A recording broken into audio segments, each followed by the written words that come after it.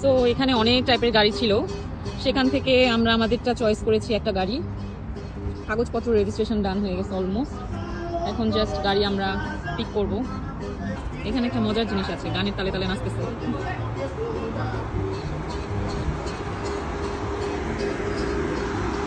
এই যে আমাদের গাড়ি, পছন্দের গাড়িটা যেটা আমরা কিনতে যাচ্ছি।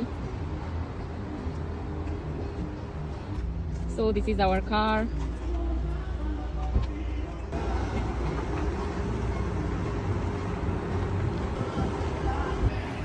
সবচেয়ে ভালো লেগেছে যে ব্যাপারটা, এই কারের কালারটা আমার পছন্দ হয়েছে। So this is my new car. গাড়ির ইন্টেরিয়রটা ফুল ব্ল্যাক অ্যান্ড লেদারের। This car has a lot of speech inside. দেখতেই পাচ্ছেন কতটা স্পেস ভিতরে জায়গা আছে।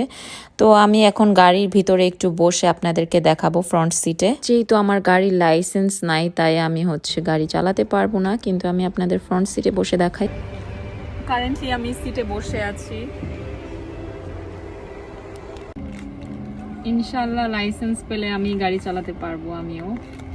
মানুষের পকেটে যেমন মোবাইল থাকে, বিদেশেও কিন্তু মানুষের পকেটে গাড়িও থাকে। তো গাড়ি ছাড়া এখানে চলাচল করা যায়, কিন্তু সেটা একটু টাফ হয়ে যায়। গাড়ি থাকলে একটু বেশি সুবিধা হয়, যার কারণে আমরা গাড়িটা কিনে ফেললাম। গাড়ির বিষয় এতটা আমি কখনোই ফ্যাসিনেটেড ছিলাম না, আর গাড়ির অতটা কিছু আমি বেশি বুঝিও না, কিন্তু আমার ভেতরে একটা সবসময় একটা ছোট স্বপ্ন ছিল যে আমার একটা গাড়ি হবে একদিন।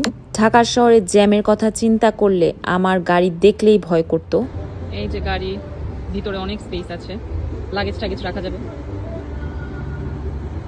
এটা ক্লোজ করে দিচ্ছি। গাড়ির কালারটা মূলত না ব্লু না গ্রে, মিক্স টাইপের একটা কালার, যেটা মূলত আমাদের তিনজনেরই আলহামদুলিল্লাহ অনেক পছন্দ হয়েছিল। আর এটা হচ্ছে ভলভো XC40। আমার এই ছোটোখাটো ভিডিওগুলো যদি আপনাদের ভালো লেগে থাকে তাহলে ফলো দিয়ে অবশ্যই আমার পাশে থাকবেন। আজকে এ পর্যন্তই, আল্লাহ হাফিজ।